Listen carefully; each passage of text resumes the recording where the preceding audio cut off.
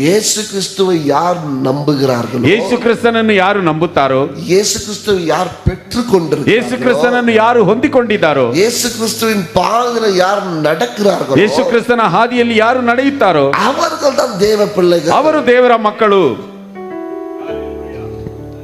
ஆமென். Amen. எவ்வளவு பேர் மார்பை தட்டி சொல்ல முடியும், நான் தேவ பிள்ளை? ಎಷ್ಟು ಜನರು ಎದೆ ತಟ್ಟಿ ಹೇಳಬಹುದು ನಾನು ದೇವರ ಮಗು ಎಂಬುದಾಗಿ? ஆமென். ಆಮೆನ್.